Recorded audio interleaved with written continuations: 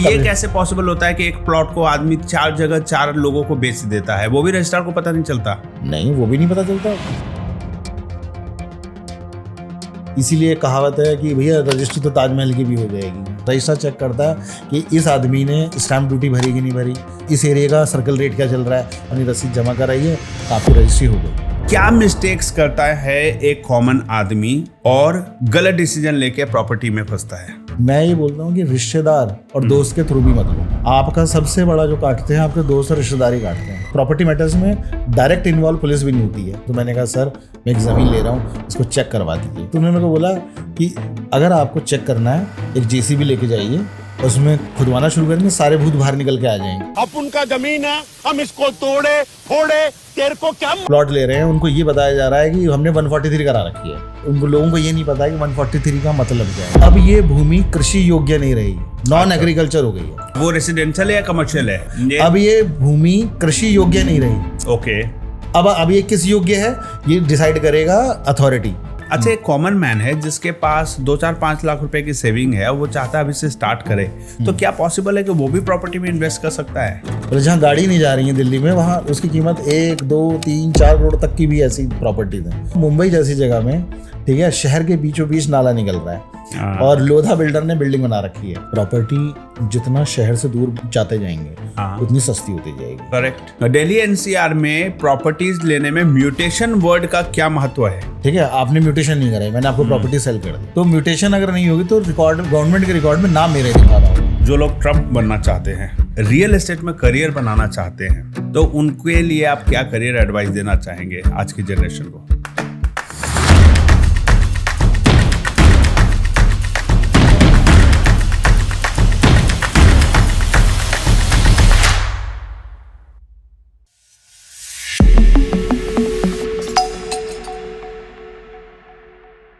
नमस्कार, आप सभी का स्वागत है द राहुल रंजन शो में, जहां हम मिलते हैं उन लोगों से जो अपनी एक्सपीरियंस, अपने लाइफ जर्नी और अपने स्ट्रगल्स की स्टोरीज के साथ लोगों के लाइफ को इंस्पायर करते हैं और अपनी एक्सपीरियंस वाले नॉलेज से लोगों के जीवन को बेहतर बनाने की कोशिश करते हैं।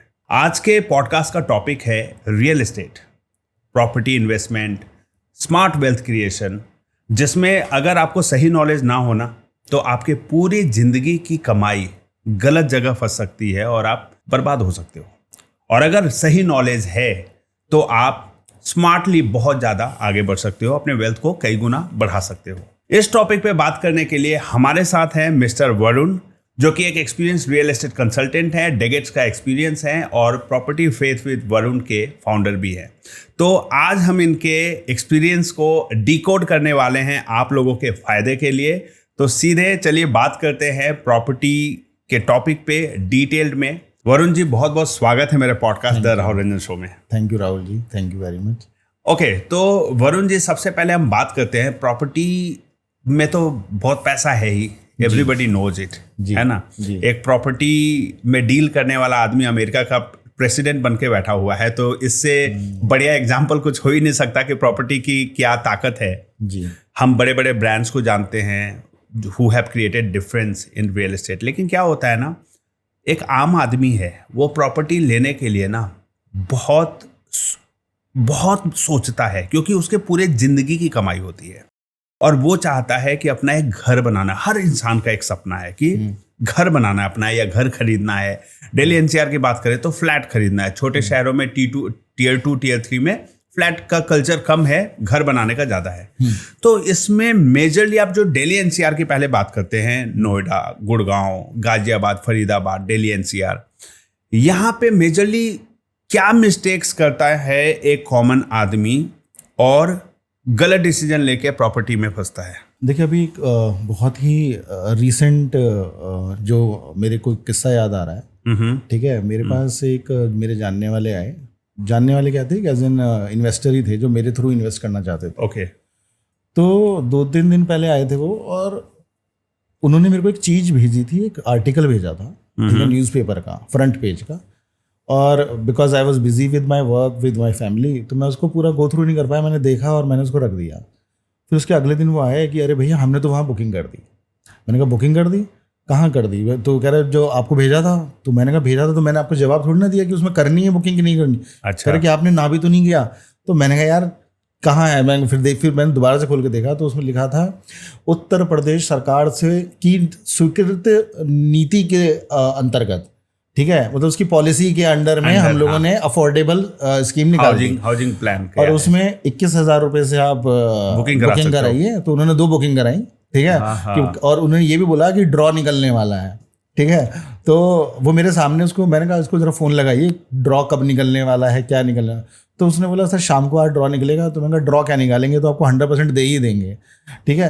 तो लोग जो हैं न्यूज़पेपर के, नेशनल न्यूज़पेपर के माध्यम से, ठीक है, सोशल मीडिया के माध्यम से योगी जी की फोटो लगा के या किसी भी प्रदेश लोगों को ऐसा लगता है कि गवर्नमेंट की स्कीम है। बिल्कुल गवर्नमेंट की स्कीम होते हैं प्राइवेट प्लेयर्स होते हैं, ठीक है।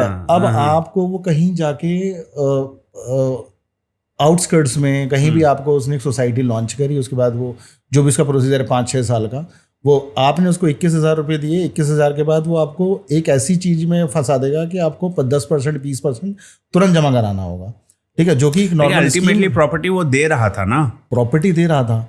बट आप ये समझिए कि अगर वहाँ का रेट, ठीक है, जो रेट है नॉर्मली अगर वो 5,000 रुपये स्क्वायर फीट है, ओके, ठीक है, और वो चार्ज कर रहा है आपसे 7,000 रुपये स्क्वायर फीट, ठीक है। आपने स्कीम में एक बार फंस गए तो अब आपको 7,000 रुपये ही देना पड़ेगा उसको।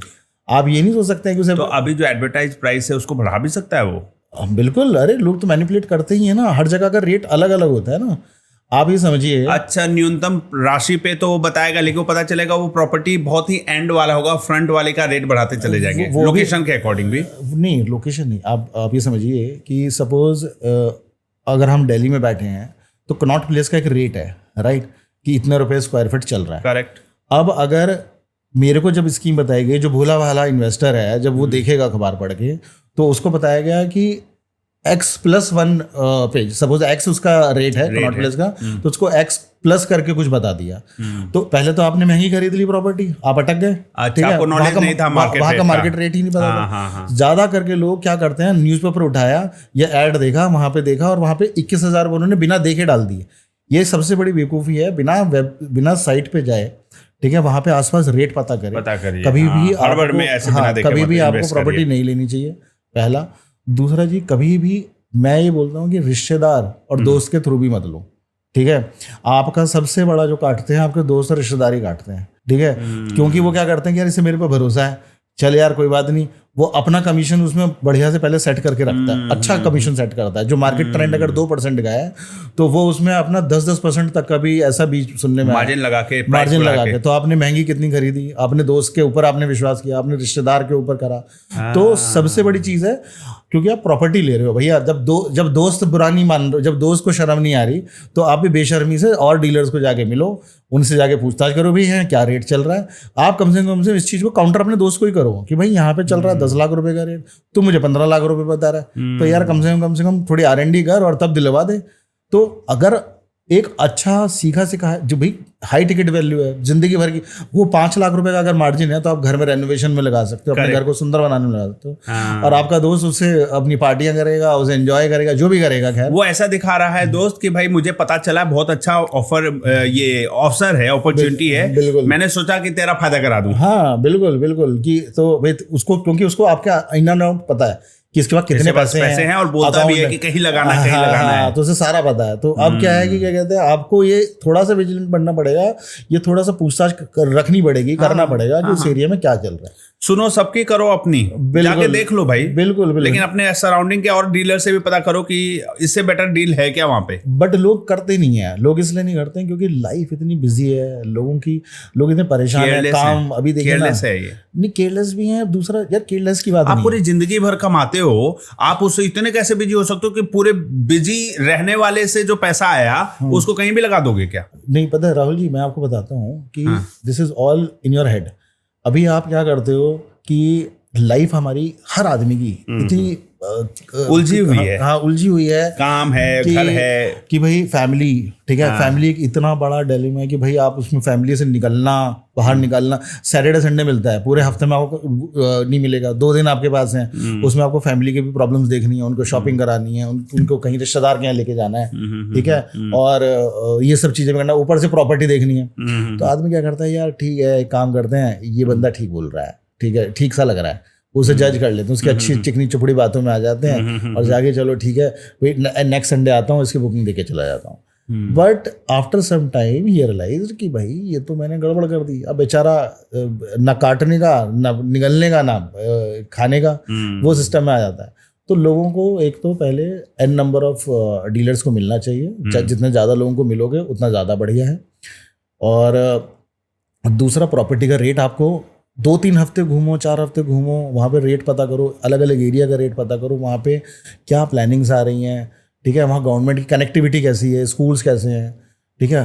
अगर कोई प्रोजेक्ट में आप इन्वेस्ट कर रहे हो तो ये बहुत ध्यान रखो कि कोई रेलवे ट्रैक आसपास ना हो, क्योंकि लॉन्ग टर्म आपको सोच के चलना पड़ेगा। अगर आप प्लॉट भी ले रहे हो तो आपको ये देखना पड़ेगा यहाँ कहीं कूड़ेदान की तो कहीं आसपास संभावना नहीं है, कोई नगर निगम की जमीन तो नहीं पड़ी हुई है, क्योंकि नगर निगम की जमीन पड़ी होगी, नगर निगम क्या है, कुछ भी डंप कर देगा। हाँ, वो कहेगा कि भाई कि 4 साल बाद उसको कहीं जगह नहीं मिलेगी, भाई हमारी जमीन है, हम यहाँ पे डंप करेंगे। तो नगर निगम की जमीन आसपास है तो थोड़ा सा कॉशियस रहिए। पार्क रहे तो अच्छा है, लेकिन एम्प्टी स्पेस ना हो। तो ऑब्वियसली एक एडवांटेज ही है, हाँ, प्लस पॉइंट है वो तो। नाला वाला भी निकलता हो तो नहीं, नाला वाला भी, हाँ, बदबू। अभी यहाँ पे हमारे पास में ही एक नाला निकलता है, उस साइड में जो फ्लैट्स है, प्रॉपर्टी का नाम नहीं लूंगा, तो उस प्रॉपर्टी के पीछे वाले फ्लैट्स में उनका एसी काम ही नहीं करता, नाला, और स्मेल भी, बदबू भी बहुत आती है बारिश के मौसम में। नहीं, वो भी है, और बच्चों को बहुत वो रहता है, स्मेल भी, स्मेल, और फिर बीमारी का घर है वो। और दूसरा ये आप समझिए ना कि देखिए, वास्तु में या किसी भी चीज में, हमारे रिलीजियस उसमें भी लोग बोलते हैं कि एक पॉजिटिविटी कैसे लाओगे घर के अंदर। करेक्ट। पॉजिटिविटी होना घर के अंदर बहुत जरूरी है, बच्चों की पढ़ाई से लेके मियाँ बीवी के रिश्ते के लिए भी, ठीक है, हस्बैंड, तो एक पॉजिटिविटी घर के अंदर हमेशा बनी रहे। अब बदबू आ रही है पूरे टाइम, ठीक है, नाला है बगल में, अनटिललेस देखो, अभी नाले वाला जो कॉन्सेप्ट है, नाले के बगल में भी लोग रहते हैं, जबकि, और मैं आपको बताऊंगा, मुंबई जैसी जगह में, ठीक है, शहर के बीचों बीच नाला निकल रहा है और लोधा बिल्डर ने बिल्डिंग बना रखी है, बताइए, पर लोग मजबूर हैं। इतने रेपुटेड बिल्डर ने वहां पैसा लगा दिया, नहीं, और लोग रह रहे हैं वहाँ, सेलिब्रिटीज रह रहे हैं, मे भी इतना हाई राइज है कि नाले की स्मेल वहां तक पहुंची नहीं रही है, पहुंचती नहीं, हवा चलती है, बट व्यू तो है। मैं तो व्यू तो है, हाँ, मेरी सिस्टर ही रहती है उसमें, तो मैं देख रहा था, तो मैंने कहा यार ये क्या है, दूर से नाला भी नदी जैसा दिखता होगा वैसे। नहीं, काला ही था, नदी वदी तो नहीं दिख रही थी, काला ही था। बट मुंबई में मजबूरी है लोगों के पास कि एक इंच की बहुत ज्यादा कीमत है, बहुत महंगा है प्रॉपर्टी, बहुत महंगा है। तो वो गोरे गांव में है, बट खैर, मगर ये था कि वहाँ मजबूरी है, बट जहाँ मजबूरी नहीं है वहाँ तो जहाँ अवॉइड कर सकते हैं वहाँ करना चाहिए। तो लोगों को ये सब चीजें देखनी है कि भाई घर के अंदर पॉजिटिविटी, अगर आपने गलत घर भी खरीद लिया ना, ऐसी नेगेटिविटी वाली जगह पे घर खरीद लिया, तो सबसे अच्छा इंपॉर्टेंट क्या है आपके लिए लाइफ में? पहले तो एक हेल्थ सबसे ज्यादा इंपॉर्टेंट है, घर की एक हैप्पीनेस भी इंपॉर्टेंट है, आपकी फैमिली की हैप्पीनेस ही सबसे इंपॉर्टेंट है। हाँ, ठीक है, हेल्थ होगा तभी हैप्पीनेस होगा। नहीं, अगर आप यहाँ से स्ट्रांग हो, यहाँ से खुश हो, तो आप काम पे भी जाओगे, काम पे जाओगे, मन लगे काम करोगे, पैसा कमाओगे, वेल्थ आएगी, करेक्ट, सब कुछ रहेगा, हेल्थ वेल्थ सब बना रहेगा। हाँ, अच्छी रोशनी हो, हवादार हो, अच्छा व्यू हो, 2-3 चीजें ही हैं, और पानी और बिजली का बढ़िया व्यवस्था हो। और लोगों को ये पता ही नहीं चल पाता, वो सोचते हैं कि यार मियाँ बीवी का झगड़ा तो हो ही रहा है, क्या इशू है, ठीक है, तो उन्हें ये नहीं पता कि इशू क्या है। वो ये सोच रहे हैं कि यार हम घर में रह रहे हैं, हमारे पास पैसा है, घर है, इशू समझ में नहीं आ रहा उनको कि कहीं ना कहीं बैक ऑफ द माइंड ये सारी चीजें भी आपको परेशान करती हैं। एब्सोल्युटली, उसकी वजह से आपका रिलेशन खराब होगा, आपके काम पे इम्पैक्ट पड़ेगा, बहुत सारी चीजें। तो एक अच्छा घर खरीदना, ये देखना कि भाई वहां पे कल को प्रॉब्लम्स ना हो, रेलवे ट्रैक की वजह से बच्चों को इश्यूज ना हो, तो ये देख लीजिए। कनेक्टिविटी देखनी चाहिए, ठीक है, अगर हम किसी बी टाउन में रह रहे हैं, बी सिटी में रह रहे हैं, तो कनेक्टिविटी की उस रोड पे वाहन चल रहे हैं कि नहीं चल रहे हैं, ठीक है, आपको मेट्रो है कि नहीं, नियर बाई बस स्टॉप है कि नहीं, रेलवे स्टेशन कितना दूर है वहां से, एयरपोर्ट कितना दूर है। बिल्कुल बिल्कुल। हाँ, नहीं, अगर हम आम आदमी की बात करते हैं तो चलो एयरपोर्ट तो इतना ज्यादा वो नहीं है, बट बस अड्डा और रेलवे स्टेशन तो है। हाँ, रेलवे स्टेशन, मेट्रो, ये सब थोड़ा नजदीक होना चाहिए। हाँ। और रेगुलर वर्क पे जाने के लिए तो बस स्टॉप और मेट्रो स्टेशन बहुत इंपॉर्टेंट है एक मिडिल क्लास फैमिली के लिए। बिल्कुल। जो कार में घूम रहा है उसको कोई टेंशन नहीं है, हाँ, कार वाले को टेंशन नहीं है, बट देखिए ऐसा है ना कि लोग ऐसे फेरे में पड़े हुए हैं, ठीक है। आज हम देखते हैं कैमिलियाज गुड़गांव में 100 करोड़ का भी बिक रहा है, ठीक है। एक तरफ वो लोग हैं जिनका 20 लाख रुपए भी नहीं है घर खरीदने के, तो जिसने 20 लाख का ले लिया वही 2 साल बाद कहेगा अब मैं 50 वाला लूंगा। हाँ, ठीक है। हर आदमी ग्रोथ करना चाहता है in terms of status, in terms of wealth, in terms of properties. तो ये उस फेरे में पड़े हुए हैं लोग, ठीक है, जो कि अच्छी चीज़ भी है और बुरी चीज़ भी है। बट मेरा ये कहना है कि हाँ, लोगों को प्रॉपर्टी लेनी चाहिए, बहुत सोच समझ के लेनी चाहिए, और चीटर से सावधान रहें।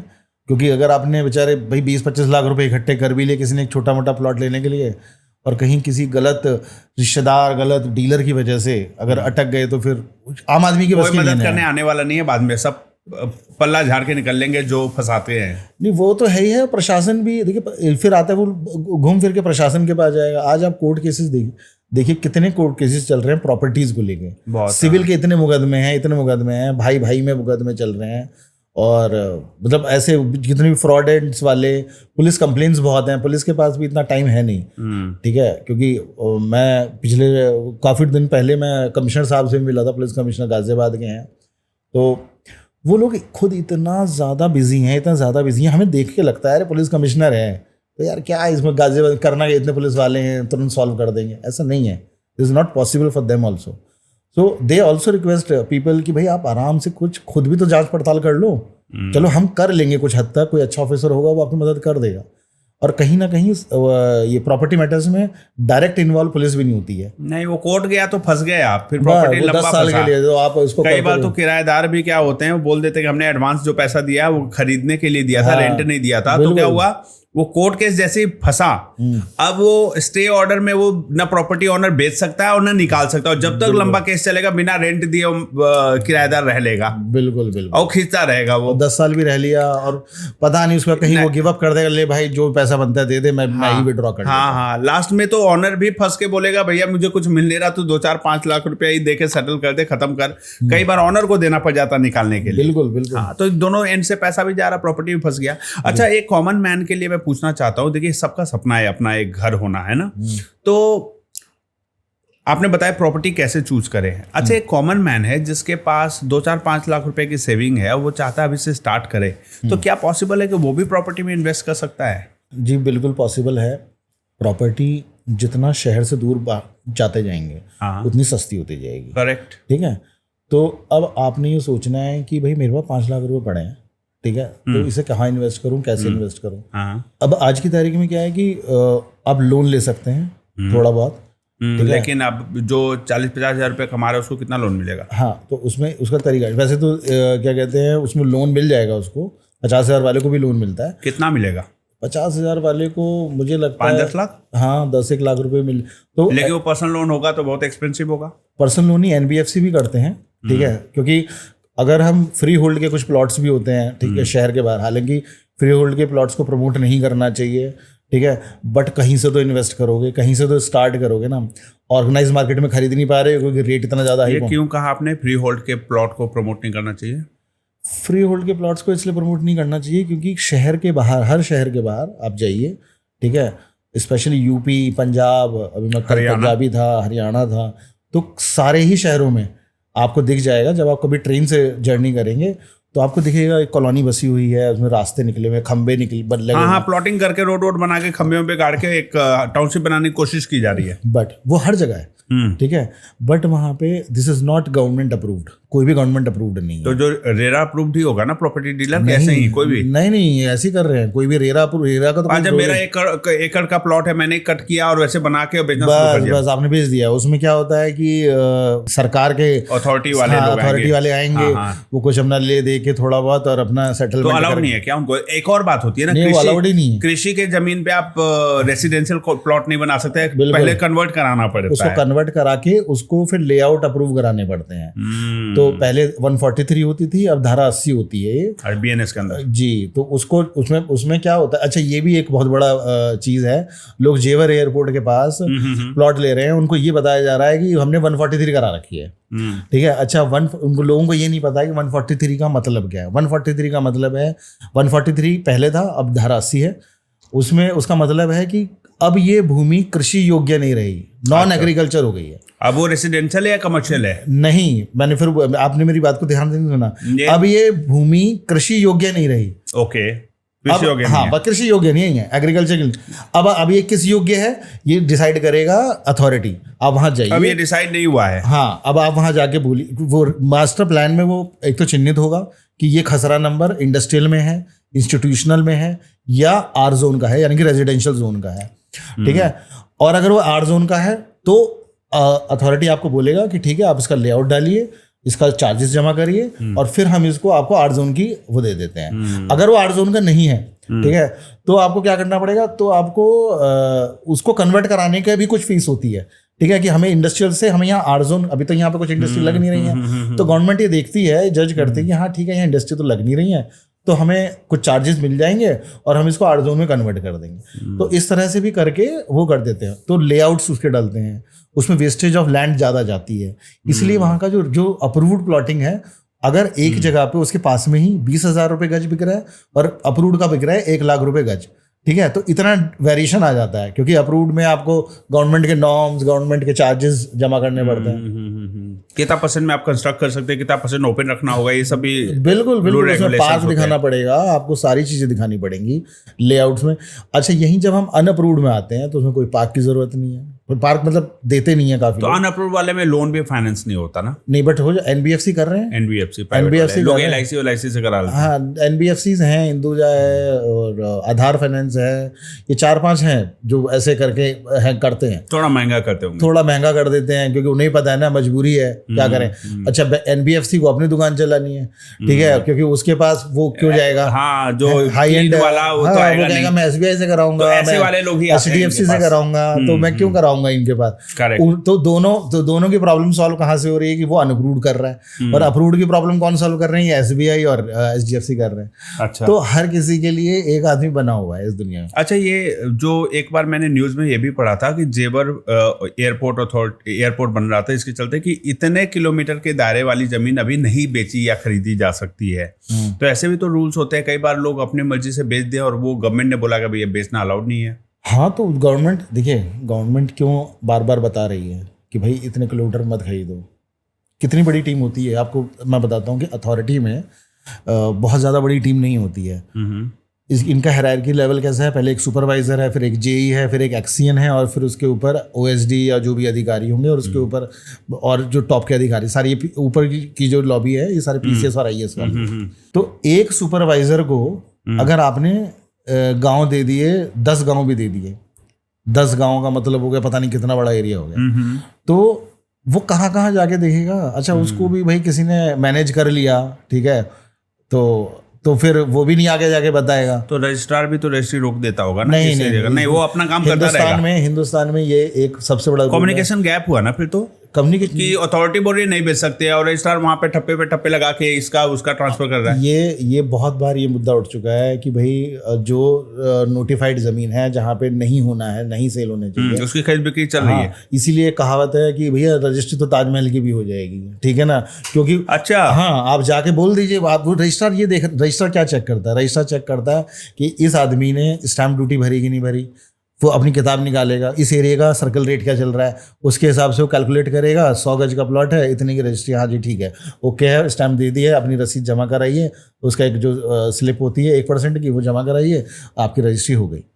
तो अगर आप जाके आगरा के ताजमहल की भी रजिस्ट्री करा लेंगे, ठीक है, उसको कोई टेंशन, वो अपनी ड्यूटी कर रहा है। रजिस्ट्रार को क्या मतलब, रजिस्ट्रार कोई इशू नहीं है, उसको तो खसरा नंबर और ये प्लॉट नंबर से मतलब, उसको तो ताजमहल लिखा हुआ आ नहीं रहा है एड्रेस पे, बिल्कुल कुछ नहीं लिखा है, उसको तो ये है कि भाई हाँ, अब आपने खसरा नंबर था ताजमहल का और आपने रजिस्ट्री करा ली, तो अब आप क्या करेंगे। अच्छा, ये कैसे पॉसिबल होता है कि एक प्लॉट को आदमी 4 जगह 4 लोगों को बेच देता है, वो भी रजिस्ट्रार को पता नहीं चलता? नहीं, वो भी नहीं पता चलता, वो कैसे पता चल जाएगा? मैं आपसे भी पैसे ले लिया, आपसे भी आपको भी ले जाके वहां पे ठप्पा पर लगा के वो बेच दिया। नहीं, वो ऐसे नहीं होता, मैं आपको बताता हूँ वो कैसे होगा कि वो मोस्टली किन केसेस में होता है। सपोज आपने एक ज़मीन को डेवलप किया, एज एन मैं बोलूँगा कि सपोज आपके नाम पे 1000 गज जगह है, ठीक है, अब 1000 गज जगह में से आपने रास्ते डाले और उसको प्लॉट डाल के काट दिया, ठीक है, तो आप जो रजिस्ट्री करोगे वो प्लॉट नंबर सेम रहेगा। आप नहीं, आप प्लॉट नंबर्स की करोगे ना, प्लॉट की करोगे, रास्ते का क्या होगा? रास्ते की रजिस्ट्री तो नहीं करोगे ना किसी को।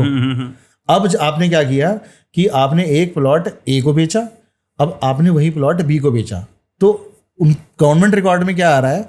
गवर्नमेंट रिकॉर्ड्स में ये आ रहा है कि भाई इनके नाम पे 1000 गज थी, 1000 में से हमने 100 आपने 100 गज करके 10 आप समझ लीजिए फॉर एग्जांपल 300 गज आपके रास्ते में चली गई, ठीक है। अब आपके पास सेलेबल एरिया कितना बचा? 700। आपने 700 पूरा भेज दिया, करेक्ट, ठीक है, 700 पूरा भेज दिया। आपका गवर्नमेंट रिकॉर्ड में 300 गज हमेशा दिखा रहा है। अब गवर्नमेंट अवेलेबल, हाँ वो तो दिखाएगा ही ना, रास्ते की, वो तो आपने बेची ना, हमने बेचा ही नहीं। अब रास्ते वाली जमीन वो है, ये तो रजिस्ट्रार को नहीं पता ना कि ये 300 गज रास्ते की है, पार्क की है, मंदिर की है, क्या है। आप वो जाएगा, हाँ 300 में जितना चाहो आप बेच सकते हो। अब आपने क्या करा, जिसको ए को जो आपने प्लॉट बेचा था, आपने बी को भी वो बेच दिया। वो जो उसके नाम का प्रोपोर्शन दिखा रहा है 300 गज, वो उसमें से काट के उसको रजिस्ट्री कर देंगे, लेकिन वो अवेलेबल नहीं है। वो हाँ मौके पे अवेलेबल नहीं है ना, मौके पे वो रास्ते में है, रास्ते में तो कोई भी नहीं बनाने देगा ना मकान। तो इस तरह से ये खेल चल रहा है। दिल्ली में वो कौन से एरियाज हैं जो अभी भी आपके हिसाब से अंडररेटेड हैं, लोगों को पता नहीं, लेकिन वहाँ पे बड़ी अच्छे सस्ते रेट पे प्रॉपर्टीज बिक रहे हैं?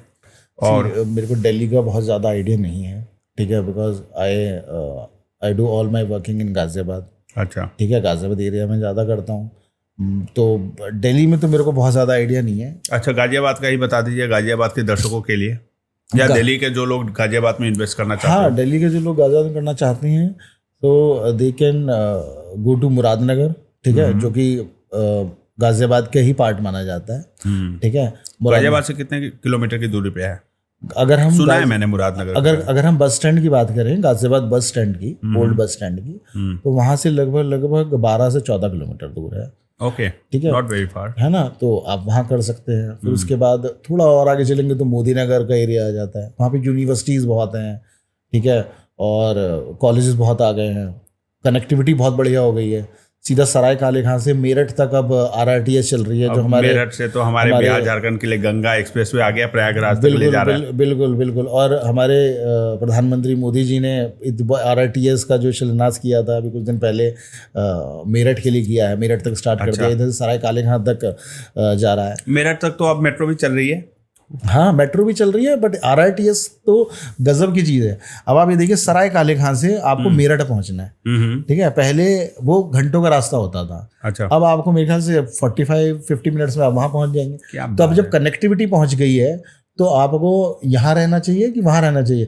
अब यहाँ 50 गज में, ठीक है, एक 15 फुट की, या मेरे ख्याल से 15 से भी कम 12 फुट के रास्ते में रहते हैं, वहाँ गाड़ियाँ भी नहीं जा सकती हैं। शादरा में ऐसी जगह है, मौजपुर और इधर, ठीक है। अब वो मगर जगह की कीमत कितनी है? उत्तम नगर की गलियों में देख लीजिए, जगहों की कीमत कितनी है? 2 करोड़ 3 करोड़ का, ठीक है। मतलब जहाँ गाड़ी नहीं जा रही है दिल्ली में, वहाँ उसकी कीमत 1, 2, 3, 4 करोड़ तक की भी ऐसी प्रॉपर्टीज हैं।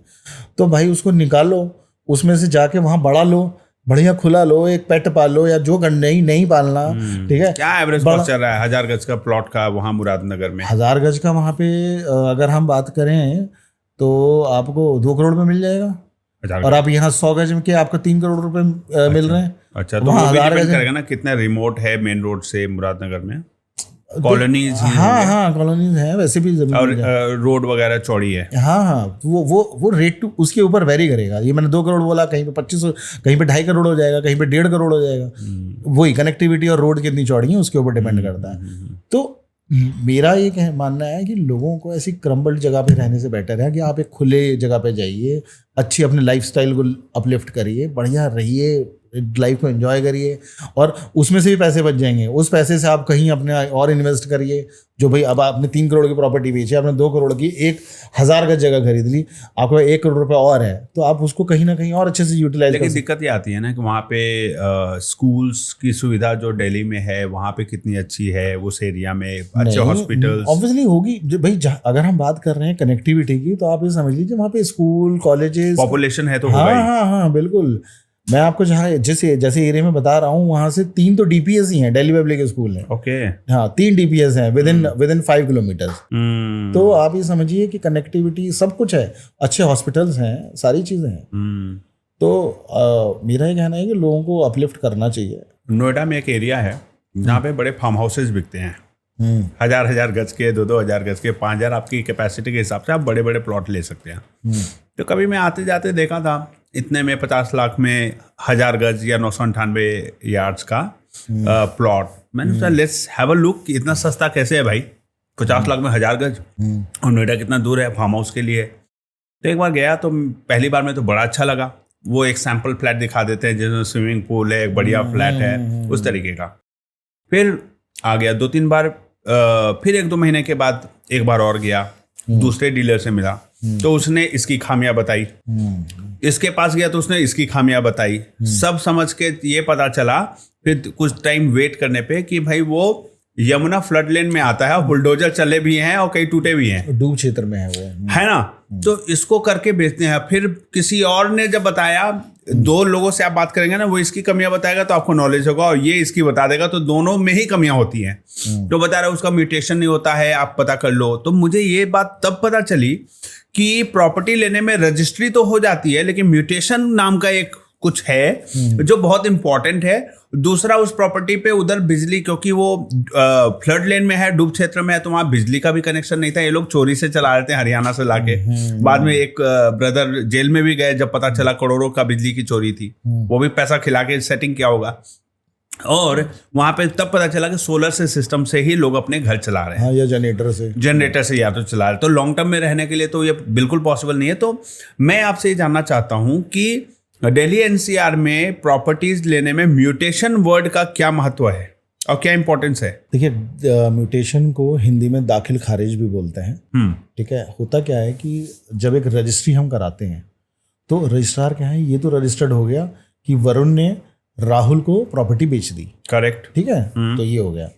अब एक गवर्नमेंट के रिकॉर्ड्स होते हैं जिसको बोलते हैं खसरा खतौनी, ठीक है। गवर्नमेंट कैसे निकाले, गवर्नमेंट के पास जो रिकॉर्ड बुक है वो खसरा खतौनी है, वो ऑनलाइन भी आप खोल सकते हो, बहुत अच्छी वेबसाइट्स हो गई हैं अब तो, बहुत मतलब जल्दी वर्क करती हैं। पहले क्या होता था, हैंग हो जाती थी, तो सर्च हो जाता है उसमें। हाँ, वहाँ पे आप प्रॉपर्टी को सर्च कर सकते हैं। आप जब आप उसमें सर्च करेंगे तो उसमें जब अगर आपने म्यूटेशन नहीं करा रखी है, ठीक है, आपने म्यूटेशन नहीं कराई, मैंने आपको प्रॉपर्टी सेल कर दी, राहुल रंजन जी ने प्रॉपर्टी वरुण से ले ली, ये तो वो रजिस्ट्री का कागज बता रहा है। बट गवर्नमेंट के कागजों में अगर कल को कोई और चेक करेगा कि ये जमीन किसके नाम है, ये प्रॉपर्टी किसके नाम है, तो वो उसमें नाम मेरा ही दिखाएगा जब तक आपने दाखिल खारिज की फीस नहीं जमा करी है, जो भी उसका एक फीस होता है शायद, वो वकील ही कराता है।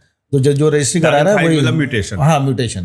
तो म्यूटेशन अगर नहीं होगी तो रिकॉर्ड, गवर्नमेंट के रिकॉर्ड में नाम मेरा ही दिखा रहा होगा। आप दोबारा बेच सकते हैं, फिर आप दोबारा बेच तो रजिस्ट्री दोबारा दूसरे को भी कर सकते हैं, अगर वहां पे तो रिकॉर्ड में है ही नहीं। हाँ, वहां पे रिकॉर्ड फाइलों में दब गया, हाँ रिकॉर्ड में नहीं है। बट अब वही है कि कर भी देते हैं लोग, ये भी एक रीजन है। डिजिटली कोई रिकॉर्ड बनता है जब आप रजिस्ट्री कर रहे थे मुझे, तो हाँ, क्या वहां पे कोई रिकॉर्ड बना कि आप ऑलरेडी रजिस्ट्री कर चुके हैं ताकि आप दूसरे को ना करें? नहीं, ऐसा है, डिजिटली तो इन लोगों के पास पूरी रजिस्ट्री को ये स्कैन करके अपने पास रखती है गवर्नमेंट। अभी पहले रखती थी कि नहीं रखती थी, अब रखने लग गई क्योंकि फ्रॉड्स बढ़ गए हैं। अब तो गवर्नमेंट ने और भी बहुत अच्छी चीजें करी हैं, जैसे कि ओटीपी जो है, ओटीपी सिस्टम ले आए हैं।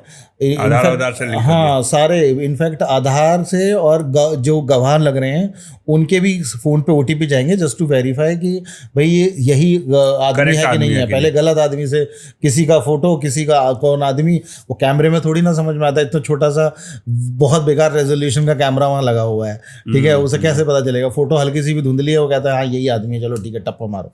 तो ये है, तो म्यूटेशन जो है ये एक इम्पॉर्टेंट चीज़ तो है ही है, क्योंकि म्यूटेशन नहीं हो रहा है तो उस प्रॉपर्टी को नहीं खरीदना चाहिए। हाँ बिल्कुल, वही म्यूटेशन नहीं हो रहा है तो उसका रीजन तो पता करना पड़ेगा ना, क्यों बैन किया है गवर्नमेंट ने, हाँ, म्यूटेशन नहीं हो सकता। हाँ, क्यों नहीं उसको म्यूटेशन हो रहा है? कहीं वो पट्टे की तो नहीं है, ठीक है, पट्टे की ज़मीन भी होती है कुछ। पट्टे का क्या मतलब होता है? पट्टे की ज़मीन होती है, ऐसा हुआ था, मैंने भी अपने एक SDM साहब से समझा था। तो ये पट्टे की ज़मीन क्या होती थी कि पहले क्या होता था कि जो आदमी सक्षम होता था, ठीक है, जो आदमी करने में, मतलब कि भाई जिसके पैसे भी हैं, घर भी सही चल रहा है, ठीक है, तो ये तो कुछ एक कैटेगरी तो ये हो गई। एक होती थी कि यार इसके पास बेचारे के पास कुछ भी नहीं है, ना ज़मीन है, ना इसके पास पैसे हैं, ना इसके पास हुनर है, ना इसके पास घर है, ठीक है। और तो गवर्नमेंट एक आदमी को अपॉइंट करती थी कि भाई तुम जाओ, देखो इसने अप्लाई किया है कि इसे कुछ जीवन बसर करने के लिए कुछ ज़मीन चाहिए, तो उसको अपना जीवन व्यापी करने के लिए कि भाई अपना ये बोएगा और खाएगा और अपने जीवन को चलाएगा, इसके लिए कुछ ज़मीन दे दी जाती थी। ठीक है, इसको लीज वाला बोलते हैं, पट्टे को आप समझिए लीज। गवर्नमेंट ने बोला ज़मीन तो हमारी है मगर यार तुम कर लो, कोई बात नहीं। एसडीएम साहब ने बोला कि हाँ यार वो प्रॉपर्टी ऑनर नहीं रहा। हाँ कि आप आदमी जेन्युइन है भाई, क्या कहते हैं इसके, हमने चेक कर लिया है, इसके घर में बिल्कुल कुछ नहीं है, ये खाली है एकदम। तो यार कोई बात नहीं, इसे पट्टा दे दो यार, कोई नहीं। तो उसको एक पट्टा दे दिया, ठीक है, कि भाई अपने जाओ करो। उसका पट्टे का भी वेरिफिकेशन होता है हर 5 साल में, ख्याल 5 साल में होता है, 10 साल में होता है, कि वापस से जाके चेक करता है आदमी कि अरे इसकी माली हालत बढ़िया तो नहीं हो गई है, कि तो फिर इसको ले लिया जाएगा वापस। तो पट्टे की ज़मीनों को भी लोगों ने सेल किया है, जो कि जब पट्टा गवर्नमेंट ये बोलता है, कहता है यार पट्टा तो हमारा है, तुमने कैसे सेल करने का? तो फर्जी कागज बना के, ठीक है, फर्जी कागज बना लेते हैं, लोगों को पता ही नहीं चलता है। और रजिस्ट्रार बिल्कुल वेरीफाई नहीं करता है कि जो बेच रहा है वो असली ऑनर है कि नहीं। देखो रजिस्ट्रार का काम मैंने आपको बताया ना, सिर्फ और सिर्फ सर्कल रेट, एरिया का सर्कल रेट क्या है, स्टैम्प ड्यूटी भरी कि नहीं भरी, वो करते हैं मेनली। क्या आप मेरी प्रॉपर्टी को जाके किसी को रजिस्ट्रार ऑफिस में जाके अगर आपको पता हो या आप मेरे प्रॉपर्टी के पेपर के फोटोज हों आपके पास, तो आप जाके किसी को बेच सकते हैं और वो रजिस्ट्रार आपके नाम पे कर देगा रजिस्ट्री? नहीं, अगर देखिए रजिस्ट्रार पेपर्स को वो वेरीफाई नहीं कर रहा है ना कि राहुल आया है कि वरुण आया है। देखिए उसमें क्या है कि ये किस तरह का फ्रॉड होगा कि भाई एक तो वो ओरिजिनल तो चाहिए, ठीक है, लोग ओरिजिनल पेपर्स भी बना लेते हैं, नकली बनवा लेते हैं। हाँ, नकली बना लेते हैं, नोट बन जाते करेंसी तो पेपर हाँ, ही क्या कर लेते हैं किसी केस में। यार इसी के लिए ना मैं एक बहुत इंपॉर्टेंट चीज़ है, ठीक है, ये एक बहुत कि इसको अगर रोकना है, देखो हर आदमी इतना ज़्यादा चेक्स नहीं कर सकता।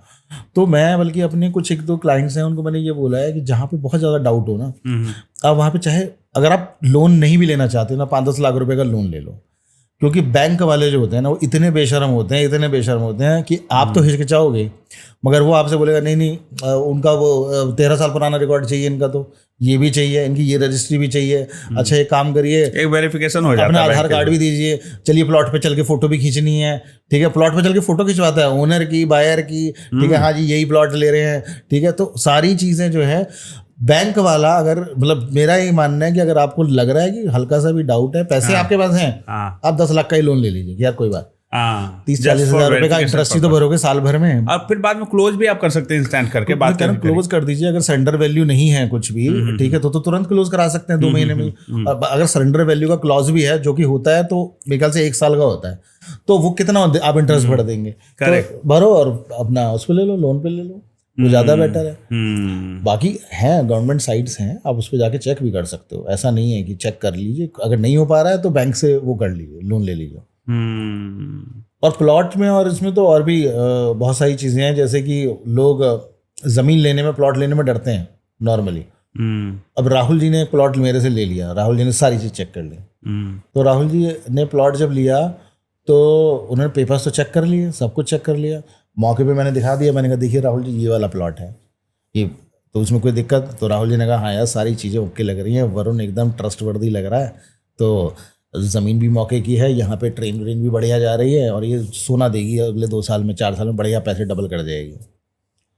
अब राहुल जी ने रजिस्ट्री कर दी, हमें पैसे दे दिए, राहुल जी वहाँ पहुँचे, राहुल जी ने जैसे ही वहाँ पर कंस्ट्रक्शन शुरू करी, बगल वाला आया, भाई साहब क्या कर रहे हैं? तो कहेंगे कि बाउंड्री कर रहे हैं, घोसला का घोसला था। हाँ, तो कह नहीं, वो कहेंगे कि ये बाउंड्री नहीं कर सकते, कि क्यों नहीं कर सकते, कि अरे आप उधर से करिए, थोड़ा 2 फीट दूर से शुरू करिए या 5 फीट दूर से शुरू करिए, यहाँ तक तो हमारा है, ठीक है। तो सबसे पहला जो चीज़ है वो आपने रजिस्ट्री नहीं करनी, कोई डॉक्यूमेंट चेक नहीं करना, बाउंड्री करवाना है। हमारे को मैं एक एडीएम साहब के साथ बैठा था, ठीक है, उनसे मैं यही क्वेरी लेके पहुंच गया था, वो उस एरिया के एडीएम थे, तो मैंने कहा सर मैं एक ज़मीन ले रहा हूँ, इसको चेक करवा दीजिए। तो उन्होंने कहा यार तुम एक चीज़ बताओ, हम किसी पटवारी को बोल देंगे चेक हो जाएगा, वो कोई इशू नहीं है, क्योंकि मेरे वो रिलेशन में आते हैं। तो उन्होंने को बोला कि अगर आपको चेक करना है, एक जेसीबी लेके जाइए, उसमें खुदवाना शुरू करेंगे, सारे भूत बाहर निकल के आ जाएंगे, ठीक है, करेक्ट। तो जो अड़ोसी पड़ोसी सब आ जाएंगे, अरे यहाँ से नहीं है, वहां से है, ये है, कोई फोन करके बोल देगा तुम्हारी जमीन में क्या हुआ, बेच दिया क्या, बाउंड्री हो रहा है। हाँ, तो टोकन देके आप वहाँ पे, सबसे पहले आप टोकन देने के बाद वहाँ पे कंस्ट्रक्शन, या अभी आप बोल दीजिए सामने वाले को, सेलर को, कि भाई हम सबसे पहले बाउंड्री कराएंगे, ये रहा टोकन, भाई बाउंड्री कराएंगे, पैसा हमारा लग रहा है, तुम्हारा तो लग नहीं रहा है, अगर हम कल को ले भी नहीं पाए तो हमारी बाउंड्री तो कहीं नहीं जाएगी, तुम्हें तो बढ़िया बने, हमने पैसा लगा के और नहीं कि उससे आप डील कर सकते हैं कि बाउंड्री बनाने का जो भी कॉस्ट होगा, अगर कोई डिस्प्यूट आया तो तुम भरोगे, तुम्हारी ही बाउंड्री है। वो भी कर सकते हैं, बट एटलीस्ट आपके सामने डिस्प्यूट तो आ गया कम से कम। आपने पूरा पैसा लगा के जो फंसते वो तो छोटे से अमाउंट पे हो गया काम, वो आप पहले ही कर लो, शुरू में बाउंड्री पूरी बनी भी नहीं है, वो तो जैसे भी जाते ही हल्ला हो जाएगा। जैसी भी जैसी जाएगी नींव खोदने के लिए सारे भूत बाहर आ जाएंगे। करेक्ट। तो मेरे को उनका आइडिया इतना पसंद आया, मैंने कहा हाँ यार ये तो सही बात है, जमीन का पता करना है तो सबसे पहले वहाँ काम शुरू कराओ। और फ्रॉड होगा तो वहीं पे कल्टी मार लेगा, वो आगे बात ही नहीं करेगा, वो जानता है कि उसकी पोल पट्टी खुलने वाली है। बस। अच्छा, रियल एस्टेट में इन्वेस्टमेंट अगर करना है तो कमर्शियल प्रॉपर्टी में इन्वेस्ट करे या रेसिडेंशियल में करे? यार ये तो देखो अभी रिसेंटली आप देख रहे हैं मोदी जी ने अभी क्या बोला है कि वर्क फ्रॉम होम करना है पहले तो, ठीक है। तो इस तरह का चैलेंजेस आ गए हैं। कब तक वो तो टेम्पररी है ना। हो सकता है कि भाई 6 महीने लगे, 4 महीने लगे, 5 महीने लगे, ठीक है पहला। तो मैं ये नहीं कह रहा हूँ कि उससे कमर्शियल पे कोई फ़र्क पड़ने वाला है, बट अब आप ये देखिए कि मेरा ये मानना है कि कमर्शियल रिटर्न अच्छे देता है बट थोड़ा सा रिस्की होता है, ठीक है। और रेजिडेंशियल रिटर्न कम देता है बट थोड़ा सेफ होता है, ठीक है। तो रिटर्न्स आपको ज़्यादा उसी में मिलेंगे, रेंटल इनकम बहुत बढ़िया मिलती है कमर्शियल में। आप दुकान चल देखिए, क्या कहते हैं, 1 करोड़ की दुकान आपको ज़्यादा अच्छा रेंट दे देगी 1 करोड़ के मकान से, ठीक है। बट अब अगर कल को कोरोना जैसे हमने कोविड में देखा कि कैसे लोगों के बिजनेस भी बंद हो गए, ठीक है, और ऑफिसेज खाली पड़े रहे, ठीक है, जिनका ऑफिस था उनकी रेंटल इनकम नहीं आ रही थी। तो मेरा ये कहना है कि सेफ चलना है तो आप रेजिडेंशियल में करिए इन्वेस्ट, ठीक है, रिटर्न कम आएगा। बट आप देखिए अगर किसी के पास पैसे लिमिटेड हैं तो आप रेजिडेंशियल में जाइए, किसी के पास पैसे अनलिमिटेड हैं तो आप अपने पैसे को डाइवर्सिफाई करके रखिए, कुछ रेजिडेंशियल में, कुछ कमर्शियल में, कुछ शॉप्स खरीद ली, ठीक है, कुछ ओवरसीज अगर आपको करना है या कोई इस तरह का रिजॉर्ट में भी करना है तो किसी के पास पैसे जैसे पैसे हैं वो इस तरीके से इन्वेस्ट करें। जो लोग ट्रम्प बनना चाहते हैं रियल एस्टेट में घुसकर और बहुत बड़ा पैसा अमीरी देखना चाहते हैं, उनको लगता है करियर बहुत अच्छा है इसमें रियल एस्टेट में, ऑब्वियसली, क्योंकि सारी चीज़ें बढ़ सकती है, जमीन तो घट ही रही है और डिमांड बढ़ रहा है क्योंकि आबादी बढ़ रही है। तो जो लोग रियल एस्टेट में करियर बनाना चाहते हैं, शुरुआत कंसल्टेंट के तौर पे करेंगे, बाद में बिल्डर बनेंगे, तो उनके लिए आप क्या करियर एडवाइस देना चाहेंगे आज की जनरेशन को? देखिए सबसे बड़ी जो चीज़ है इस फील्ड में, क्योंकि इतना हाई टिकट प्रोडक्ट है, इतनी महंगी चीज़ है, लोगों के इमोशन से लेके सब कुछ इसमें जुड़ा है, ठीक है। तो और जहाँ तक मैंने ऑब्जर्व किया, मैं भी मार्केट में रहता हूँ, लोगों से मिलता हूँ, डीलर से काफ़ी मिलता हूँ, डीलर नेटवर्क से, 100 में से 98 बेईमान है, 2% ही मिलेंगे जो ये समझ के। तो मेरा ये मानना है कि जिसको नया ये करियर ऑप्ट करना है, पहले तो भाई लोग दलाल बोलेंगे, ये बोलेंगे, डीलर बोलेंगे, ये सब चीज़ें छोड़ दो, ठीक है ना। लोग खाने को रोटी नहीं देते हैं तुम्हारे घर पर आके, तुम परेशानी में होते हो तो सब तुम्हारा मजाक जरूर डालेंगे मगर कोई आपको खाने के लिए देने नहीं वाला है। कल वही डीलर बन के और जब मर्सिडीज पे घूमोगे तो वही सलामी भी मारेंगे कि भाई बढ़िया काम कर रहा है। और मगर ये काम हमें, ये देखो, खाली बेईमानी से पैसा नहीं कमाया जाता, ईमानदारी से बहुत बढ़िया पैसा कमा सकते हो अगर वो 2% की कैटेगरी में आ गए आप, ठीक है। अगर आपको इसमें करियर बनाना है और ईमानदारी से, लगेगा आपको टाइम लगेगा, चैन की नींद तो तभी सो पाएंगे जब ईमानदारी से काम किया हो। नहीं, और 1-2 साल लगेंगे, मगर फिर जो आप बनोगे ना वो इतने सॉलिड बनोगे क्योंकि आपके पास जो इन्वेस्टर्स की वो रहेगी ना, पोर्टफोलियो रहेगा, उन्हें पता है कि ये बंदा जो है ये हमारा 1 रुपया भी मरने नहीं देगा, ये अपने पैसे की तरह पैसा लगाता है। तो एक तो आपको अगर करियर बनाना है तो this is a very very good field. मतलब मेरे को लगता है कि रियल एस्टेट से ज़बरदस्त कुछ भी नहीं है, ठीक है। रीज़न बीइंग क्योंकि I have done many business, ठीक है। लोगों को उधार देना पड़ता है, उधार रखना भी पड़ता है, कुछ लोग क्रेडिट दे रहे हैं, ठीक है। ये एक ऐसा धंधा है कि बेचने वाला खुश, ठीक है, कि भाई मैं इस चीज़ को बेचा और मुझे पैसे मिल गए तो मैंने बेचा। वो रजिस्ट्री पर साइन तब करेगा जब उसे 1-1 रुपया मिल जाएगा, ठीक है। और ख़रीदने वाला खुश कि भैया मुझे कब्जा मिल गया, मैंने अपना पहला घर खरीद लिया, दुकान खरीद ली, कुछ खरीद ली और मैंने पैसे दिए और भैया मेरे को चीज़ मिली। और सीधा और जो बिकवाने वाला है वो भी खुश है, वो कहता है भैया जिस दिन बिकवाया मेरा कमीशन आ गया, ठीक है, इसमें उधारी का उधारी 1 रुपए की कहीं कहीं पे भी इस पूरे चेन में उधारी नहीं है, ठीक है, और जबकि इतना महंगा प्रोडक्ट है, ठीक है, तो इसमें उधारी नहीं है पहला।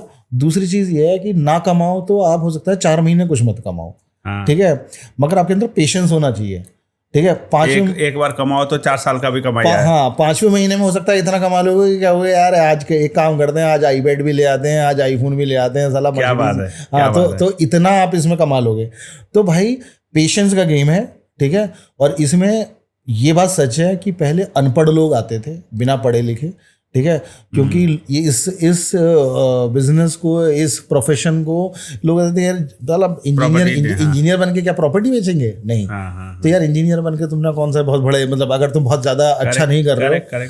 मैं देखता हूँ हमारे फील्ड में, जब मैंने नया मैं इसमें घुसा था, ठीक है, तो मैं तो बहुत ऑर्गेनाइज्ड इंडस्ट्री से आया था, देखता था चीज़ों को। तो मैंने एक लड़के को देखा, वो बाइक से आया, उसने चप्पल पहनी हुई थी, ठीक है। कैन यू बिलीव कितना कमा रहा था वो? मेरे मतलब पैरों से नीचे से जमीन निकल गई। वो बाइक लगाया, स्टैंड पे खड़ा करा, एक पार्टी को बुलाया, वो भी बाइक पे आई करके।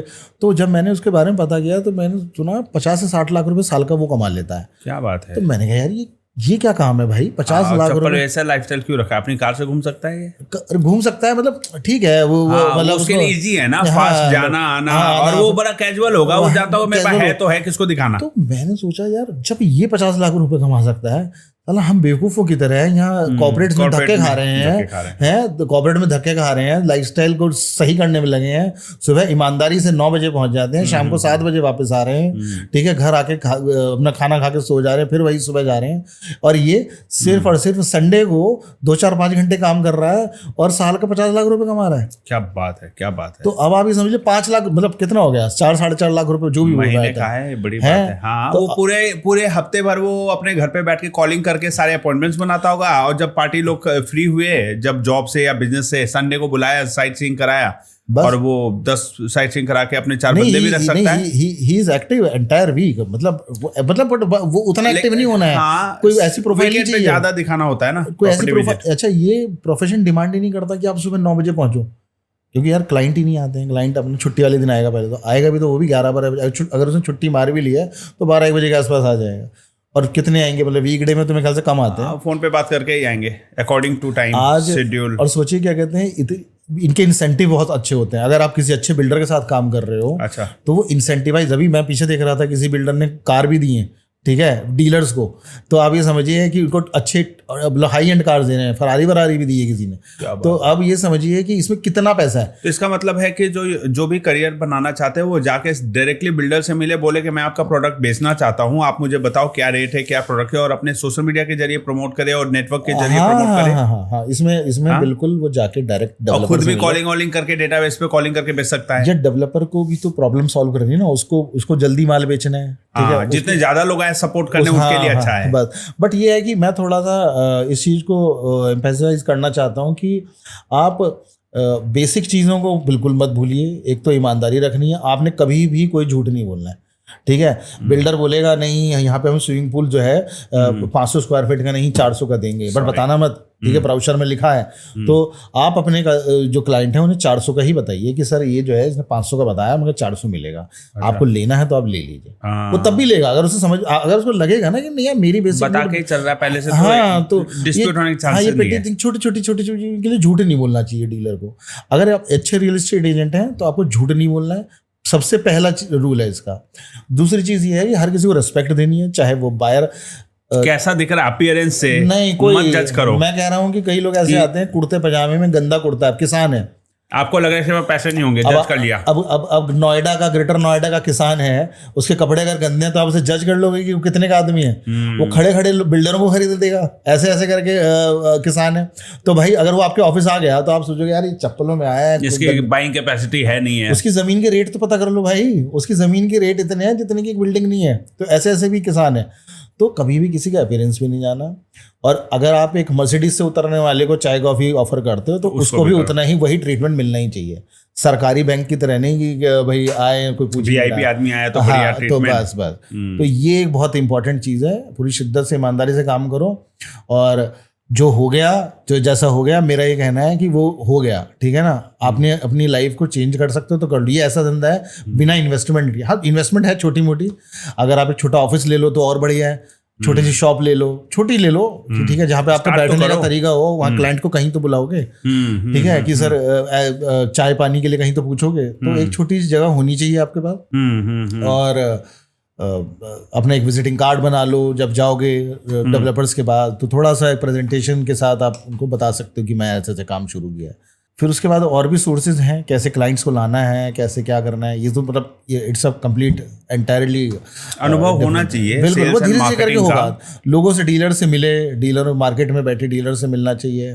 तो आप कहते हैं कि अगर जो बिजनेस में आना चाहता है, रियल एस्टेट में करियर बनाने के लिए, तो कभी किसी रियल एस्टेट कंपनी से ज्वाइन करके साल भर काम करके थोड़ा अनुभव ले ले, फिर अपना काम शुरू करे, ज्यादा अच्छा होगा। वो भी कर सकते हैं, बिल्कुल, वो अच्छा है। अगर एक्सपीरियंस ले सकते हैं तो ले ले, नहीं अगर कहीं अच्छी कितना ठोकर खा के सीखेंगे, बेटर है कि उस एप्लीकेशन में प्रैक्टिकली काम करके सीखा जाए। यार इसमें देखो ऐसा है कि अब कहीं अगर अच्छी कंपनी में नहीं हो पा रहा है बाई चांस, मतलब कोई अब कितने कौन कौन से अच्छे ब्रोकिंग फर्म्स हैं, अगर उसमें आपको नहीं मिल पा रहा है, बिकॉज सी ये दुनिया क्या है ना, हम कितना ही बोल दें। मैं बोल रहा हूँ कि क्लाइंट को कैसे जज करना है, क्लाइंट को बिल्कुल जज नहीं करना है, क्लाइंट को जैसा आ रहा है अपीयरेंस पे नहीं जाना है। बट ये दुनिया कैसी है, अच्छे जो रियल एस्टेट एजेंट्स हैं ना, जो अच्छी ब्रोकिंग फर्म है, उन्हें भी एम्प्लॉयज़ वैसे ही चाहिए। अरे यार हमारे पास सिखाने का टाइम नहीं है, ठीक है, हम सिखाएंगे ऐसे 2 साल कम सिखाएंगे फिर करेंगे। अनुभवी लोगों को ही तो ढूंढते हैं। कोई बात नहीं, छोड़ दो, मारो गोली उनको, अपना काम खुद करेंगे, क्या इशू है। साल भर लगेगा, 6 महीना लगेगा, 8 महीने लगेगा, मगर तुम उनसे बेटर कर पाओगे। वो तुमसे कमाएगा, तुम अपने लिए खुद के लिए कमाओगे, वो भी तो तुमसे कमाने वाला है, तो तुम्हें सैलरी देगा। तो कोई अगर मतलब डिसहार्टन होने की जरूरत नहीं है, ठीक है। लाइफ में यह है कि अगर कोई कहीं अच्छी जगह नहीं भी मिल रहा किसी ब्रोकिंग फर्म में, खुद अपना काम शुरू करो, अपने तरीके से, अपने चीज़ों से, अगर अपनी हुनर से आप वो चीज़ अचीव कर सकते हो। तो वरुण जी, बहुत अच्छा लगा आपसे बात करके, बहुत सारी बातें हुई प्रॉपर्टी से रिलेटेड। ये टॉपिक इतना इंटरेस्टिंग है कि इसमें 4 घंटे का भी एपिसोड बन सकता है। जी जी जी। तो अब हम इसे क्लोज करने से पहले एक आखिरी सवाल पूछना चाहता हूँ कि रियल एस्टेट के बिजनेस में जब आप आए या वर्क में आए, तो इसमें सोशल मीडिया का कितना इम्पैक्ट रहा आपके प्रोफेशन को अपलिफ्ट और मतलब ग्रोथ देने में, आपको अपलिफ्ट करने में, आपको प्रोग्रेस देने में? देखिए, social media is a very good platform to showcase things. ये चीज़ों को जब बेचने के लिए मैंने सोशल मीडिया का इस्तेमाल ज़रूर किया। मैंने अपने पेज से नहीं किया, ये पेज मैंने 1-1.5 साल पहले जब मैंने रियलाइज़ किया कि लोग कितने फंस रहे हैं, कितना लोगों को पता नहीं है कैसे कमाना है, इसमें कैसे नहीं कमाना है, ठीक है। ये पेज तो मैंने इसके लिए करा था, मैं प्रोफेशन में तो काफ़ी टाइम से हूँ। तो सोशल मीडिया इज़ आपकी रीच बहुत अच्छी होती है भाई, ऑफलाइन से अच्छा ऑनलाइन मीडियम है। क्लाइंट्स आते हैं आपके पास सोशल मीडिया से? हाँ बिल्कुल आते हैं, हम लोग एड रन करते हैं, ठीक है। काफ़ी 1-2 लोगों से हम लोग कनेक्टेड हैं, तो वहाँ पे हम लोग एड रन करते हैं और क्लाइंट आते हैं, इंक्वायरीज आती हैं, तो हमारे पास स्टाफ है, वो अपने आप उसको दिखाता है चीज़ों को और हम लोग सेल करते हैं। तो social media is the only thing, मेरे को लगता है कि ऑफलाइन तो अभी कुछ इतना दम बचा नहीं है, ऑनलाइन ही सबसे बढ़िया मीडियम है। तो अच्छा है, इसे बेचना चाहिए, इसी से बेचना चाहिए। चलिए, before we end the podcast, do you have any message for the youth और people who are interested in buying properties? यार ईमानदार रहो, और अगर ईमानदार रहोगे तो पैसा खूब कमाओगे। ये बात आप लिख के रख लो एक बंद तिजोरी में, ठीक है। ईमानदारी पूरी रखो, किसी को फंसने मत दो, किसी की बददुआएं मत लो, ठीक है। किसी को मतलब कहीं गलती से भी कोई फंस गया, जितनी वो पूछताछ नहीं करेगा ना, उतनी आपको करनी है, ठीक है। आप अगर अपने किसी जानने वाले के लिए सिर्फ इतनी मदद कर दोगे, उसे फंसने से बचा लोगे ना, तो ऊपर वाला सब देख रहा है, तुम इतना दे देगा, तुम संभाल नहीं पाओगे यार। तो मेरा ही कहना, हाँ, तो ये है, बस अपना अच्छे से ईमानदारी से काम करें। Thank you so much Varun ji, आने के लिए हमारे पॉडकास्ट में, इतनी वैल्यूएबल इंसाइट्स और नॉलेज शेयर करने के लिए। तो गाइज, हमने अभी बात की वरुण जी से, रियल एस्टेट कंसल्टेंट हैं और बहुत अच्छा अनुभव है। इनका इंस्टाग्राम हैंडल है प्रॉपर्टी फेथ विद वरुण, जिसमें ये बहुत सारी नॉलेज शेयर करते हैं रियल एस्टेट से रिलेटेड, कि आपको प्रॉपर्टी बाइंग से पहले किन चीज़ों पे ध्यान देना चाहिए। तो अगर आप प्रॉपर्टी खरीदना चाहते हैं तो उनके चैनल से कनेक्ट करें, अपने सवाल इनसे पूछ सकते हैं, he will be very happy to answer you. और जो लोग प्रॉपर्टी में करियर बनाना चाहते हैं, उनको जैसा कि वरुण जी ने अभी बताया कि ये सबसे one of the most lucrative industries में से एक है। ऑब्वियस सी बात है, कोई भी प्रोडक्ट या सर्विस के बिजनेस में अगर आप आते हैं तो उसे बेचकर प्रॉफिट होता है। जितना ज़्यादा एक्सपेंसिव प्रोडक्ट आप बेचेंगे उतना ज़्यादा आप प्रॉफिट और मार्जिन आप बना सकते हैं, और रियल एस्टेट से ज़्यादा महंगा कोई प्रोडक्ट दुनिया में नहीं बना है। तो आप इसमें अगर करियर बनाना चाहते हैं, सोशल मीडिया का उपयोग करिए और अपने प्रोडक्ट या सर्विस को प्रमोट करिए, लोगों की मदद करिए। और वरुण जी ने जो सबसे अच्छी बात कही वो मुझे अच्छा लगा कि किसी के साथ झूठ, फरेब या डिसऑनेस्टी, चीटिंग का मन में किसी भी प्रकार से ये फीलिंग मत लाइए कि मैं अभी इस प्रॉब्लम से निकलने के लिए छोटी सी झूठ बोल देता हूँ। झूठ के साथ कोई भी काम किया जाए, जब नींव खराब हो, कमजोर होना, तो वो कभी बड़ी इमारत नहीं बना सकता। लॉन्ग टर्म में ऐसा ना हो कि झूठ बोलने की आदत ही लग जाए छोटी छोटी आदतों के साथ, और फिर आपका पूरा बिजनेस, आपका करियर खराब हो जाए। तो लोगों की बद्दुआएं नहीं लेनी चाहिए किसी भी प्रोफेशन में। ये बात मुझे बहुत अच्छी लगी। तो गाइज, इस पॉडकास्ट में इतना ही। अगर आपको ये एपिसोड पसंद आया हो तो अपने फ्रेंड्स, फैमिली के साथ शेयर करिए, वीडियो को लाइक करिए, अपने व्यूज़ कमेंट में डालिए, और मेरे channel Rahul Ranjan Singh YouTube channel को सब्सक्राइब करना मत भूलिए, ताकि हमें कॉन्फिडेंस मिले और वरुण जी जैसे इंसाइटफुल डिस्कशन के लिए एक्सपर्ट, सब्जेक्ट मैटर एक्सपर्ट को हम अपने चैनल, अपने पॉडकास्ट में बुलाते रहें। तो मैं हूँ राहुल रंजन सिंह, ये था द राहुल रंजन शो। जल्दी मिलते हैं हमारे नए एपिसोड में नए सब्जेक्ट मैटर एक्सपर्ट के साथ। Till then, keep learning, keep growing, keep shining. जय हिंद, जय भारत।